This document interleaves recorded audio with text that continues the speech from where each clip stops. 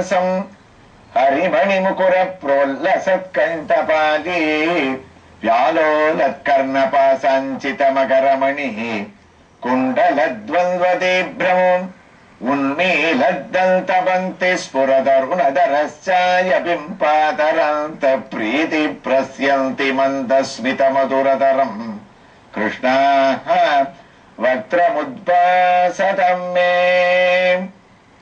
குருவாயூரப்பனுடைய பிரபாவமான நம்முடைய நலம் தரும் நாராயணியத்தை வாரந்தோறும் நாம் ஏதாவது ஒரு ஸ்ரீகிருஷ்ணனுடைய திவ்ய தரிசனத்தோடும் அந்த திருக்கோயிலோட வைபவங்களோடும் மானசீகமாக நாம் வலம் வந்து அந்த ஒரு பிரபாவத்தை அங்கிருந்து நாம் நாராயணியத்தை கேட்டுருக்கோன்றது உங்க எல்லாருக்குமே தெரியும்.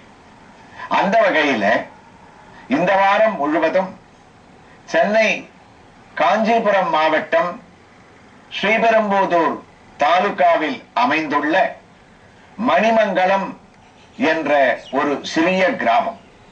அந்த கிராமத்தில் கோயில் கொண்டுள்ள ஸ்ரீதேவி பூதேவி சமேதனான ஸ்ரீ ராஜகோபால சுவாமி திருக்கோயிலின் திவ்ய தரிசனத்தோடு நாம் சிரவணம் செய்ய இருக்கின்றோம்.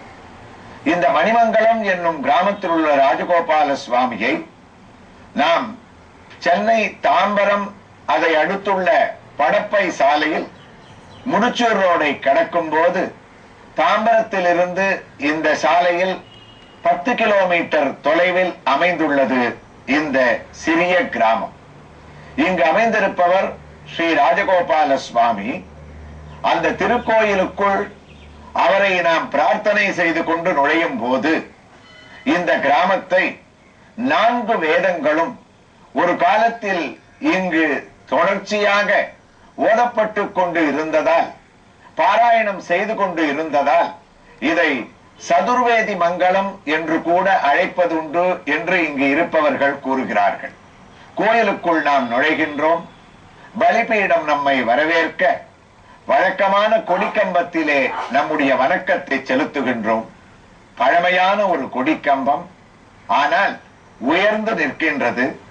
அதை சுற்றிலும் பச்சைமா மலைபோல் மேனி பவளவாய் கமலச்செங்கன் என்று எம்பெருமான் இருக்கும் இடமெல்லாம் பச்சை பசேல் என்று இருப்பது போல இங்கேயும் இத்திருக்கோயிலில் இயற்கை வளம் சூழ நாம் கொடிக்கம்பத்தை தாண்டுகின்றோம். அங்கே பெரிய திருவடியான கருட பகவான் தன்னுடைய எதிரே இருக்கக்கூடிய மூலமூர்த்தியான ராஜகோபால சுவாமியை நோக்கிய வண்ணம் கைகளை கூப்பியவாறு இருக்கக்கூடிய பெரிய திருவடியான கருட பகவானுடைய திவ்ய தரிசனத்துடன் இந்த ஒரு சூழ்நிலையிலே நம்முடைய நலம் தரும் நாராயணியத்தினுடைய 7வது ஸ்லோகத்தை இன்றைய தினம் நாம் ஆரம்பித்து அதனுடைய விவரங்களை சிரவணம் செய்ய இருக்கின்றோம்.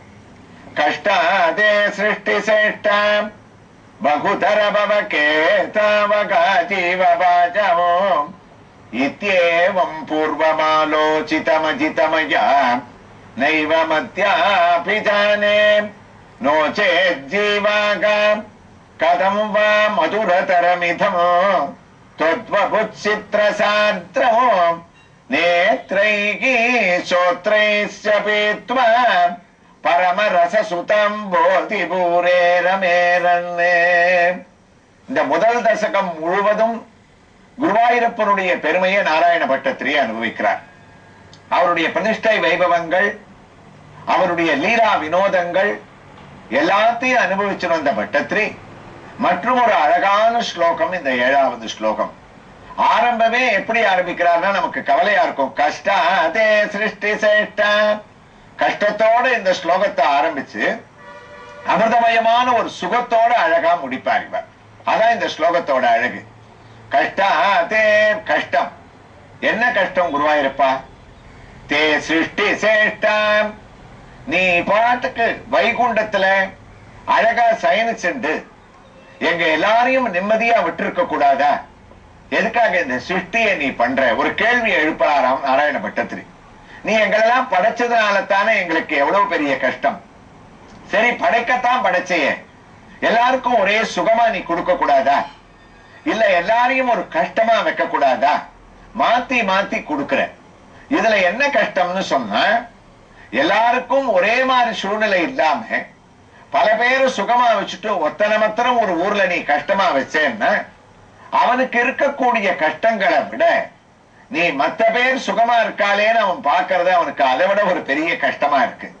அப்ப உன்னுடைய படைப்புல நீ பண்ணிருக்கக்கூடிய காரியங்கள் எங்களை படைச்சு எதுக்காக குருவாயிரப்பா நீ இப்படி கஷ்டப்படுத்துற? கஷ்டாதே சிருஷ்டி சேஷ்டா. பட்டத்திரியோட கடுமையான பதத்தை நம்ம பார்க்கணும். சிருஷ்டி லீலான்னு சொல்லலையா, படைக்கக்கூடிய லீலையை நீ பண்ணல, சிருஷ்டி சேஷ்டைய பண்றேன்ற. சேஷ்டைன்றது யாருக்கு சொல்லக்கூடிய ஒரு வார்த்தை? வானரங்களுக்கு சொல்லுவா. நம்ம வீட்டுல ஏதாவது குழந்தைகள் பெரிய கஷ்டப்படுத்தினா ஏன் இப்படி சேஷ்டை பண்றேன்னுவா. வானர சேஷ்டைன்னு சொல்றது வழக்கம். அத போய் பரம்பொருளான குருவாயிரப்பனிடத்துல சிருஷ்டி சேஷ்டம், ஒரு சிருஷ்டின்ற ஒரு சேஷ்டையை நீ பண்ணலாமா, எங்களை இப்படி கஷ்டப்படுத்தலாமா அப்படின்றது எனக்கு ரொம்ப நாளாகவே ஒரு சிந்தனையாக இருந்தது. இப்படி மாறி மாறி சுகதுக்கங்களை நீ கொடுக்கறதுன்றது இருக்கே, உன்னுடைய லீலையை விட அது ஒரு சேஷ்டையா போயிடுது. ஆனா பகுதர பவகேதாவகா ஜீவபாஜாகா, ஜீவித திசையில இருக்கக்கூடிய எங்களுக்கு எல்லாம் எல்லாருக்கும் ஒரே மாதிரி கஷ்டங்களும் இல்லை. ஒருத்தனுக்கு பண கஷ்டம், ஒருத்தனுக்கு வியாதியால கஷ்டம், ஒருத்தனுக்கு குடும்பத்தை நிர்வகிக்க கூடிய கஷ்டம், அலுவலகத்துல கஷ்டம், இப்படி பார்த்தா சுழன்று உழலக்கூடிய இந்த ஒரு வாழ்க்கையில நீ பரமபதத்துல இருந்துட்டு எங்க எல்லாரையும் படைச்சு ஏன் இப்படி கஷ்டத்தை கொடுக்கறியோ? இது உனக்கு தேவைதானா? நீ படைக்காமையே இருந்திருந்தா நாங்கெல்லாம் சுகமா இருப்போமே, நித்திய சூரிகள்ல ஒத்தரா இருப்போமே, இது தேவையா அப்படின்னு நான் நினைச்சேன். ஆனா குருவாயிரப்பா, அப்புறம்தான் என்னுடைய சிந்தனையே நான் மாத்திட்டேன்டா. இத்யேவம் பூர்வமாலோசிதமஜிதமயா நைவ மத்யாபி ஜானே. நான் இப்படி யோஜனை பண்ணிட்டே இருந்தவன். இந்த கஷ்டம்ன்றது எப்பெல்லாம் நினைச்சேன்? நான் படிக்கிற காலத்துல மேல்பத்தூர்ல நினைச்சேன், குருகுல வாசம் பண்ணச்சேன். என்னுடைய குருவான அச்சுத பிஷோரடி பாத்திரகத்தால கஷ்டப்படும் போது பகவான் ஏன் இவர் இப்படி படிச்சு சேட்டையை பண்ணான்னு நினைச்சேன். எனக்கு அந்த வியாதி வந்த உடனே எனக்கு அந்த சிந்தனை தோணித்து, இத்யேவம் பூர்வம் ஆலோசிதம் அஜிதமயா ஏ அஜிதா. பகவானே, யாராலும் ஜெயிக்கப்படாத குருவாயிரப்பா, உன்னை என்னால புரிஞ்சிக்கவே முடியலையே. நான் புரிஞ்சிக்கும்படியாக நீ இருந்திருந்தால் உனக்கு அஜித் பேர் வந்திருக்குமா? எல்லாரையும் நீ ஜெயிச்சு இங்க உத்தமனாக இருக்க. ஆனா உன்னே ஒரு உண்மையை இப்ப நான் ஒத்துக்கிறேன். உன்னால படைக்கப்பட்ட நாங்கள்லாம் கஷ்டப்படுறோன்ற ஒரு சிந்தனை எனக்கு எது வரைக்கும் இருந்தது தெரியுமா? பூர்வமாலோசிதமஜிதமயா நைவ மத்யாபி ஜானே. அந்த எண்ணமே எனக்கு போயிடுத்துன்றாராம். ஏன் போயிடுத்து? நீ படைச்சு எங்களை எல்லாம் கஷ்டப்படுத்துற, எங்களுக்கு எந்த சுகமும் இல்லை அப்படின்ற ஒரு சிந்தனை எனக்கு குருவாயூருக்கு வரத்துக்கு முன்னாடி வரைக்கும் இருந்தது. ஆனா எப்ப குருவாயூருக்கு வந்தனோ அந்த சிந்தனையே போயிடுத்தேன். படைச்ச ஒரு பயனை நான் இன்னைக்கு நான் தெரிஞ்சுட்டனே. ஏன் தெரியுமா? பூர்வமாலோசிதமஜிதமயா நைவ மத்யாபி ஜானே நோ சேத் ஜீவா கதம் வா மதுரதரமிதம் தத்வபுத் சித்ரசாந்திரமோ. குருவாயூருக்கு வந்தேன், நாராயண சரஸ்ல குளிச்சேன். என்ன ஒரு 10-12 பேரா அப்படி தூக்கிட்டு வந்து நாராயண நாராயண நாராயணன் சொல்லிட்டு கொடிக்கம்பத்தை தாண்டி என்னை கொண்டு வந்து இடது பக்கம் இருக்கக்கூடிய திண்ணையில வைக்கும் போது கண்ண மூடிண்டு கிருஷ்ணனானவனுடைய பரமானந்த ஸ்வரூபத்தை, குருவாயூரப்பா அரே நாராயணான்னு கதறிண்டு நான் உன்னுடைய ரூபத்தை தரிசனம் பண்ணேன். அப்பதாண்டா எனக்கு தோணித்து, நான் நினைச்சது எவ்வளவு பெரிய தப்பு.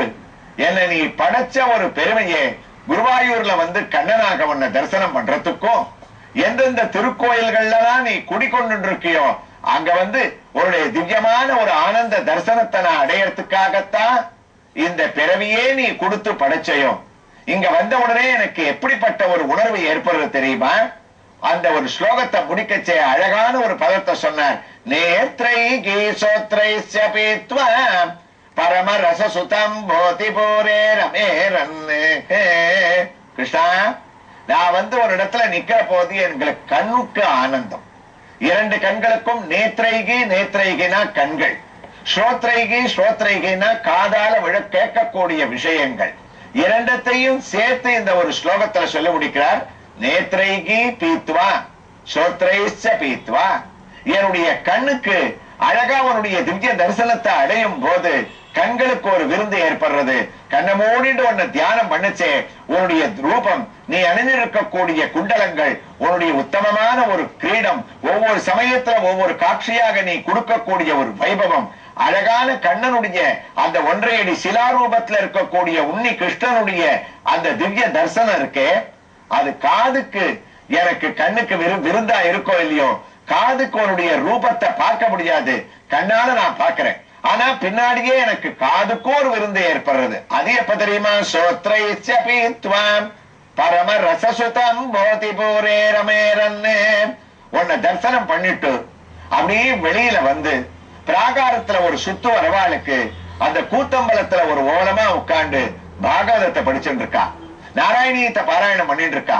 குழந்தைகள்ல இருந்து பெரியவா வரைக்கும் அவனுடைய குருவாயூர் திருக்கோயில்கள்ல நாராயண நாராயண நாராயணன்னு நாராயண சப்தத்தை தவிர எப்படி அயோத்தியில ராமோ ராமோ ராமயிதி பிரஜானாம் அபவன் கதாகானு ராம ராம ராமன்னு சொல்லிட்டு இருப்பாளோ, அது போல உன்னுடைய திவ்ய கஷேத்திரத்துல உன்னுடைய திருநாமத்தை என்னுடைய காதால கேட்கும் போது உள்ளுக்குள்ள உன்னுடைய திவ்ய தரிசனம்ன்றது கண்ணுக்கு ஆனந்தம், வெளியில வந்தா காதுக்கு ஒரு ஆனந்தம், ரெண்டுத்தையுமே அமிர்தத்தை பருகக்கூடிய ஒரு வைபவம் வருதுனால் இந்த ஒரு வார்த்தைகள் நமக்கு ஆழ்வாருடைய பாசுரத்தை ஞாபகப்படுத்துறது. அடிக்கடி சொல்லுவோம், நாராயண பட்டத்திரையனுடைய ஸ்லோகங்கள் ஆழ்வாருடைய பாசுரத்திற்கும் சுவாமி தேசிகன் போன்ற ஆச்சாரிய சிரேஷ்டர்களுடைய பத பிரயோகங்களுக்கும் ஒத்து போகுமா? காதுக்கும் கண்ணுக்கும் விருந்திருந்தார். இதே ஆழ்வார் சொன்னார், மிதிலை செல்வித்தன் திருவயிருவா இத்த மக்கள் எம்பெருமான் தன் சரிதை செவியால் கண்ணால் பருகுவோம் இன்ன புதை மதியோம் என்றே. அயோத்தியா அஸ்வமேத மண்டபத்துல ராமாயணத்தை உட்கார்ந்து ராமன் கேட்டானா. ராமன் கேட்கும் போது காவிய நாயகனே தன்னுடைய காவியத்தை லவகுச்சால் சொல்லி கேட்டான்.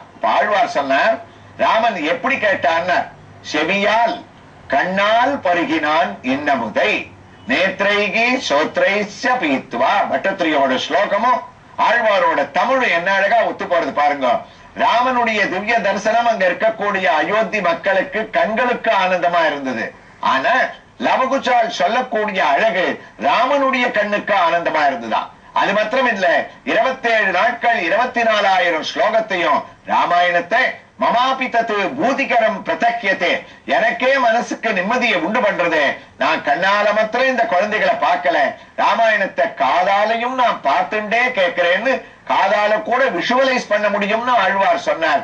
அதையத்தான் இங்க நாராயண பட்டத்திரி சொன்னார், நேத்ரை கீசோத்ரைஸ்ய பீத்வம் பரமரச சுதம் போதி பூரே ரமேரன்னு.